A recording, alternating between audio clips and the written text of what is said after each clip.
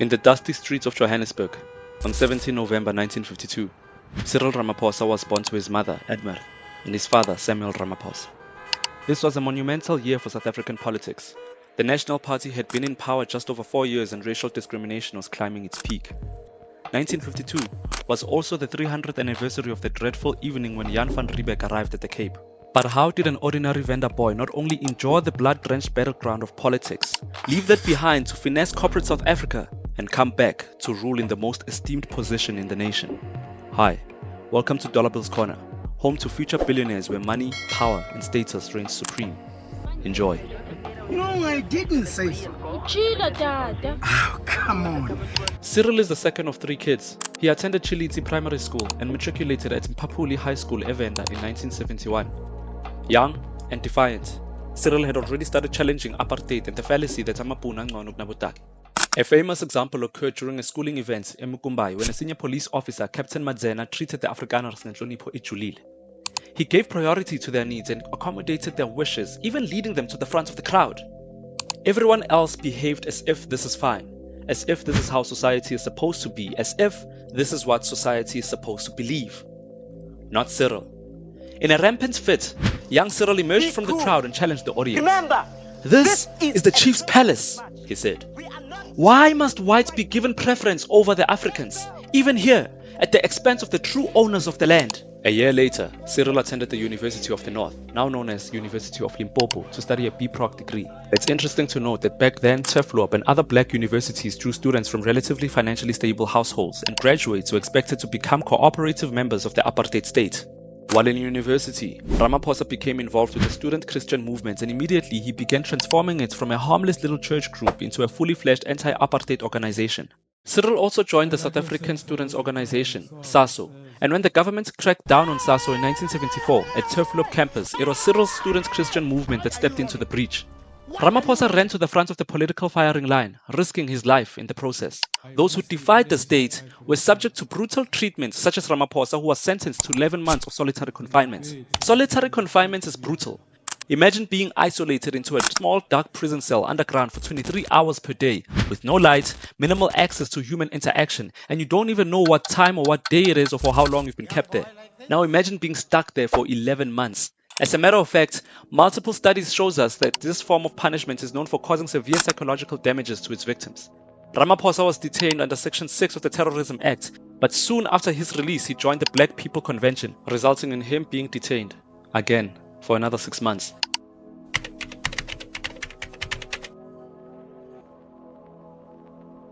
Upon his release, he completed his law degree through correspondence with UNISA and completed his law articles under Johannesburg law firm in 1981. He then joined CUSA, the Council of Unions South Africa, and was instrumental in founding the National Union of Mineworkers, where he became its first leader. Ramaphosa found cracks in Anglo-American cooperation and pretended to be on their side. Once he got his foot in the door, it was almost impossible for Anglo-Americans to get him out. He unionized the mineworkers, convincing them that unity is power. Michael Spicer, who was a senior executive at Anglo-American at the time, says, Kyk hierso, Putie. He's a very skilled negotiator. He also knows how to read his opponents. He knows when and how to tactically retreat. Under Ramaphosa, the NUM became a highly effective union. Under him, the union walked into the negotiation table with an acute understanding of the company's financials. The thing most people don't get about Ramaphosa, a trait he possesses till this very day, is that one-on-one, he is very charming. But when provoked, he projected a cold-controlled psychopathic anger that propels him to get whatever he wants. For example, in 1985, after a difficult session of negotiations, a mine manager waved a copy of the agreement in front of Ramaphosa's face and said, "Now tell these of yours to stick to this agreement." To which Ramaphosa responded, "Who the do you think you are?" Ramaphosa led these unions to negotiate better working conditions and higher wages. He then aligned the NUM with the ANC, thus tipping the scales of power to his advantage. Ramaphosa was smart enough to recognize that the black consciousness movement of CUSA, although important, was not going anywhere.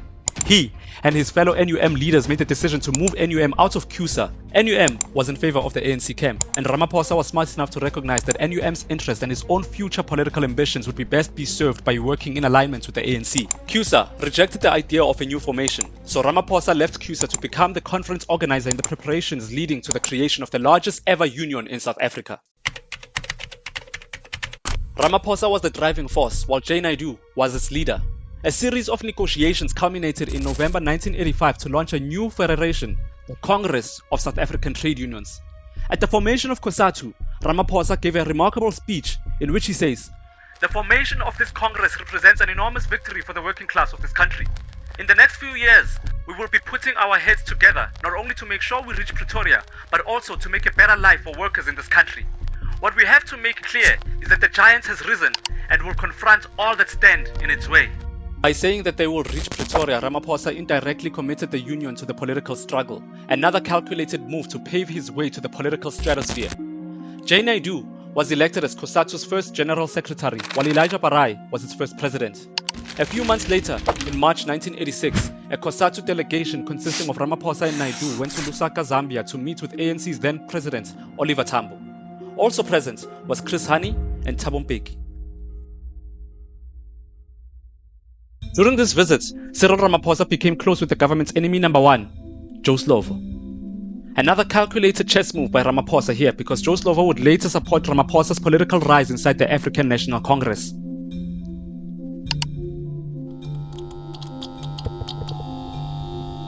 June 1986, Cyril Ramaphosa met Harry Oppenheimer, South Africa's leading businessman at the time.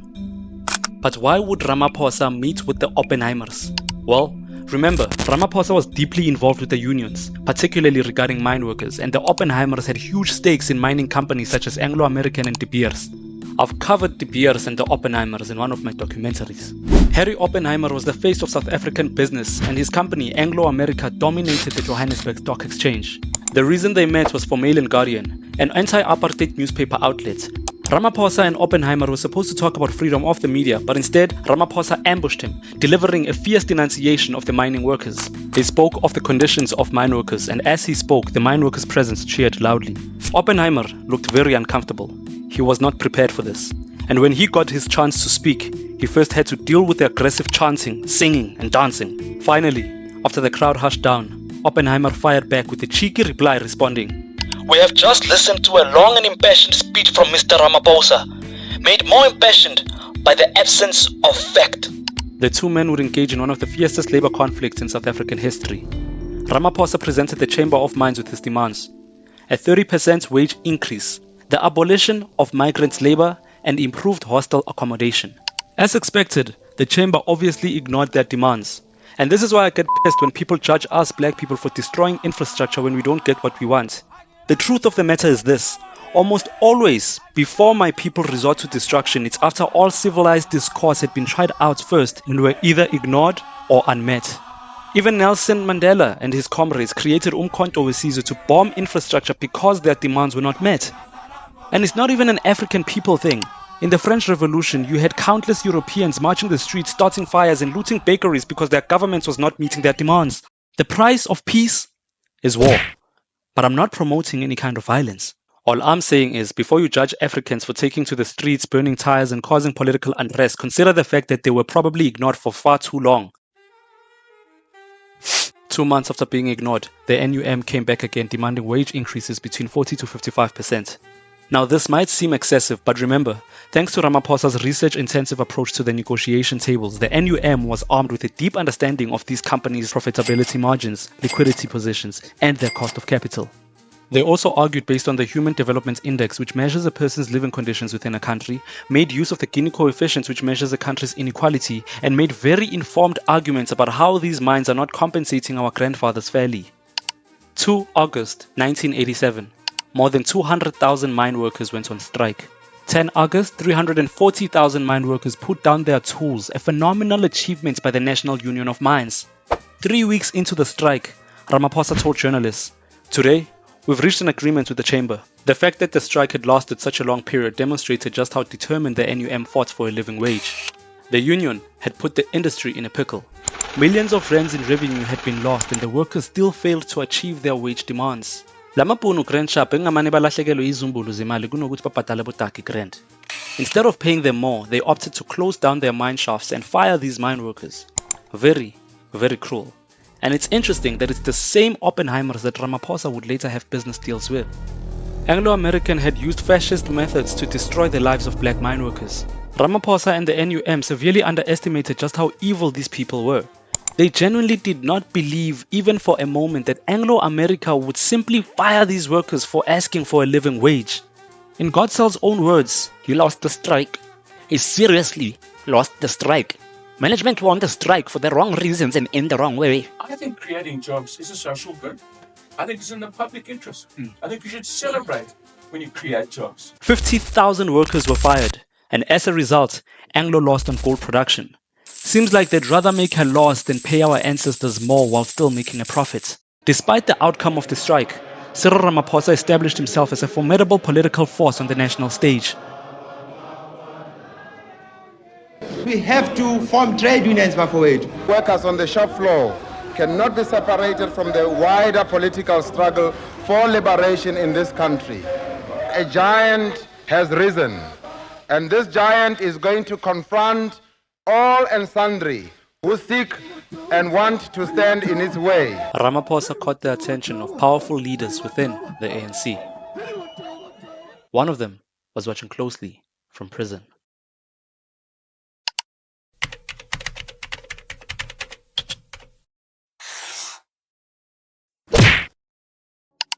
In 1990, Mandela would be released. And during this time in prison, he noticed a few key individuals who would be crucial in South Africa's road to democracy. Thabo Mbeki, Jacob Zuma, and Cyril Ramaphosa. Between 1990 and 1994, Ramaphosa would once more sit across the apartheid government on the negotiation tables.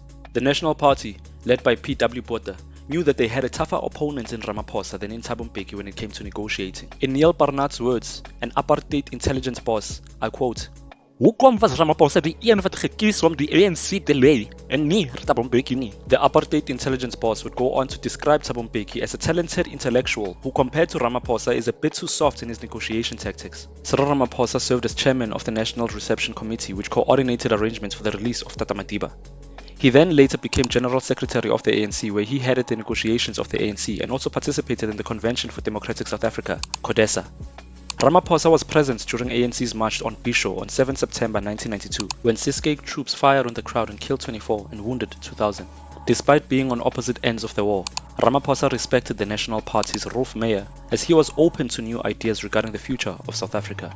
While on the other hand, Rolf Meyer also admired how Ramaphosa balanced being formidable with being reasonable. Two intellectuals battling it out on the highest seats of power, Ramaphosa on one corner, Meyer on the other. Gradually, they formed a close relationship, as geniuses often do when slugging it out with a worthy opponent.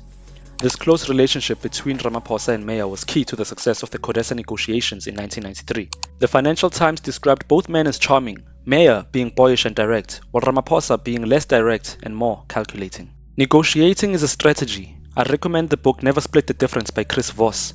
Negotiating as if your life depended on it. Ramaphosa exposes and exploits people's weaknesses in the same way that Mandela exploits their strengths. F.W. de Klerk describes Ramaphosa as follows. His relaxed manner and conventional expressions are contradicted by his cold, calculating eyes. Joe Slovo, through the South African Communist Party, provided Ramaphosa with crucial backing during the CODESA negotiations. In 1993, a significant moment unfolded. The interim constitution had been drafted, and once it had been adopted, in April 1994, South Africa's woes had been dispelled when it finally became a democracy. The ANC won a staggering 62.6% of the votes, while the National Party only got 20%. In the new South Africa, the democratic South Africa, when Cyril Ramaphosa was refused the seat of Deputy President of South Africa, he then turned down an offer for Foreign Affairs Minister and was now determined to stay out of the government altogether. Once he had ascended to the highest echelons of South African politics, he turned his head to a different direction. Ramaphosa now aspired to use his power networks and influence to wield his authority and make fortunes in corporate South Africa.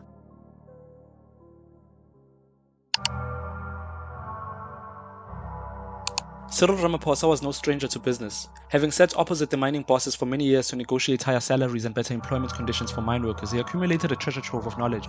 As it became clear that he wouldn't become the Deputy President of South Africa, Cyril Ramaphosa spearheaded the first major black empowerment deal. According to the Washington Post, Ramaphosa, alongside a consortium of African investors, financed a deal to acquire Jonic, a subsidiary of Anglo American. Cyril Ramaphosa would be appointed as the chairman of this newly acquired company, Jonic. The acquisition of this entity meant that Ramaphosa would once more encounter his old foe, Harry Oppenheimer, the man he quarreled with 10 years ago when he was still a trade unionist. Now, however, he was a capitalist and he was ready to talk business. Ramaphosa managed to finesse the 7% discount on the share price of Johnny. However, disagreements arose as to whether this was black economic empowerment or black avaricious enrichment. In 2001, Ramaphosa founded the Shanduka Group, a black-owned investment company with stakes in various listed and unlisted companies. This is how Ramaphosa made his billions. Shanduka would hold stakes in a plethora of companies ranging from financial services, real estate, foods and beverages, and mines. As time went on, as his pockets got fatter, Ramaphosa would sit on the boards of various corporate giants such as Standard Bank, MTN, Alexander Forbes, and even Submiller. McDonald's opened their first restaurants in South Africa in 1995. It was struggling due to its lack of understanding of the South African culture. Thus, McDonald's started headhunting for a South African partner who understood Mzansi, who could turn things around for the company in South Africa. Ramaphosa was awarded a 20-year agreement to run 145 McDonald's restaurants in South Africa. This was a private deal as Ramaphosa and McDonald's did not disclose how much the deal was worth. Ramaphosa had interest in MTN. Ramaphosa had interest in Coca-Cola. Ramaphosa had shares in McDonald's. Ramaphosa had shares in Standard Bank. Ramaphosa had shares in Alexander Forbes. Ramaphosa had a shareholding in Liberty. Ramaphosa had a shareholding in Bidvest. Ramaphosa also owned a portion of Max Steel. Ramaphosa also owned Seacom. Ramaphosa owned Shanduka. Ramaphosa owned a lot of companies, and this made him a billionaire. Ramaphosa also has a significant interest in game farming to the value of 120 million rand. He also has an interest in cattle farming to the value of 6 million rand. Here's a list of other directorship and partnerships that Ramaphosa is a part of.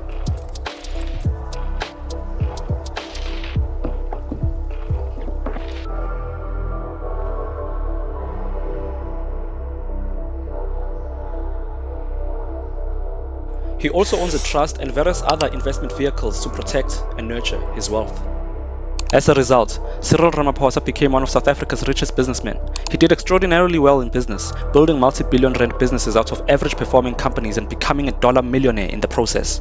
Cyril Ramaphosa also boasts a real estate portfolio in which he owns 32 townhouses and flats. He is a rich man, but he is also conservatively diversified across various asset classes from cattle and property to more exotic assets such as equity instruments and unlisted investment securities. According to Forbes, in 2015, at the peak of his business career, Cyril Ramaphosa was worth a staggering $450 million, which is 10 billion rand adjusted for inflation today. Ramaphosa's outstanding business career sent him to one of the brightest periods of his life. However, it would be the same rope that you climb up on you get hanged with, as it would be this very same business career that would plunge him to one of the darkest periods of his life. Ramaphosa's Shanduka owned 18% of the subsidiaries that owned Marikana mines. In addition, Ramaphosa served as a director of the holding companies of these subsidiaries. On Thursday morning, 9 August 2012, about 4,000 workers gathered at Wonderkop Stadium. They demanded a monthly salary of 12,500 rand. This is a picture of the strikers at Marikana a day before one of the most violent events post-apartheid. On the 16th of August 2012, the police opened fire on the same mine workers he claimed to protect during apartheid. Close to Rustenburg, at a platinum mine near Marikana, 34 mine workers were shot dead and a further 70 were wounded. Advocate Dalim Mpofu made the argument that Cyril's intervention triggered the massacre. He claims that Cyril knew what he was doing and he is the cause of the tragedy. Ramaphosa fired back, stating that he had not anticipated that the police would shoot the strikers and that he did not support this. His reputation suffered a great loss following this tragedy. The shooting of African lives brought back many painful memories from the past. It reminded South Africa of the Sharpeville massacre.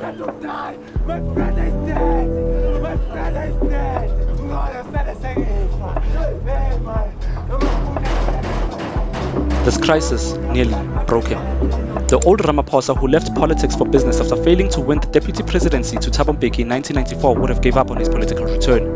However, age has a tendency of gifting individuals who live long enough with thick skin. Cyril Ramaphosa was determined to make a comeback and claim the glory.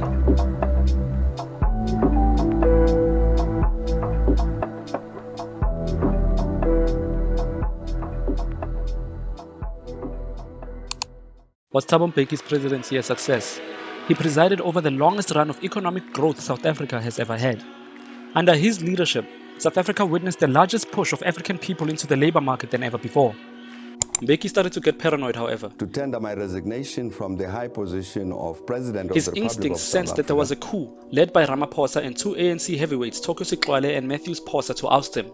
It even got to the point where Thabo Mbeki allegedly ordered the investigation of these 3 men as he feared that they might be plotting to physically harm him or oust him from presidency. Remember, Cyril, Matthews and Tokyo were all doing business together during this time, but Ramaphosa, being in his 7th year of his business career, denied these allegations, claiming that at the time politics was the furthest thing from his mind. Ramaphosa described this incident as the moment when the revolution started eating its own children. When news of the coup plots broke out on London's Guardian newspaper, Cyril was reminded of why he walked away from politics in the first place. Behind the scenes, however, someone was cooking. Msholozi was cooking. Hello? I'd like you to chair the ANC Disciplinary Committee. Prepared to take up arms and kill for Zuma. It's hard to forget these scenes after recent developments between the two politicians. But Malema was now out there on the streets publicly criticizing Zuma, even going as far as to say Mbeki is better than Msholozi. Julius appealed, but this backfired when the committee led by Ramaphosa turned the original deal for a 5-year suspension into a full-blown expulsion from the ANC. Ramaphosa had done Zuma a huge favor. By getting rid of Ujuju, he pleased the then political establishment, which did not appreciate a rebel-rousing populist youth. Cyril had also earned Jay-Z's trust. But this would later backfire on him though, because it was Julius who led the charge against him during the Marikana massacre. Cyril is not in that report. If it is not recommended that Cyril must be prosecuted, we have taken a conscious decision to prosecute him privately. Because the NPA must just... In doing this, not only was Malema getting his revenge on the men who had expelled him from the ANC, but he was also laying the groundwork for a post-Zuma era. Anyways, Zuma would easily defeat Motlanthe by a landslide victory of 2,978 votes to his measly 900, while Ramaphosa also defeated his rivals to become his deputy president. What shocked Zuma was that Ramaphosa, the skilled negotiator, received 3,018 votes, 40 more than he did. Zuma, being a lot more intellectually adept than his appearances might suggest, understood the laws of power and could foresee how this could be a problem for him in the near future. With Zuma spearing the nation and Ramaphosa as his right-hand man, the future of South Africa was optimistic. Or so we thought. South Africa suffered a huge loss in state capture, with Ubaba caught in the thick of it all. Mainstream media put Msholozi at the forefront of the Gupta disaster, with emails later exposing Zuma for his part in the Zupta scandal. A Gupta computer. The evidence suddenly is there, and it says you're not just right, it's far worse than you thought it was. President Zuma isn't running this country. KPMG would suffer severe losses. Brokerage firm Sasfin has cut ties with the auditing firm in the wake of a scandal that has engulfed it. The banking and financial services group says it will be changing its independent sponsor from KPMG to Deloitte. The Guptas would run away to Dubai, and Zupta would be locked away behind bars. During all these shenanigans, Ramaphosa was silently sitting in the background, strengthening his relationships and forging powerful alliances. Unlike Malema, Ramaphosa was wide enough to abide with the first law of power: never outshine the master. If your master is firm in his position, bide your time and be patient like Ramaphosa. It is a natural course of life that power eventually fades and weakens. Your master will fall someday, and if you play your cards right, you shall replace him. If he is weak and ready to fall, push him over the cliff, or do what Ramaphosa did. Let him destroy himself as he violently clings on to the remains of his power.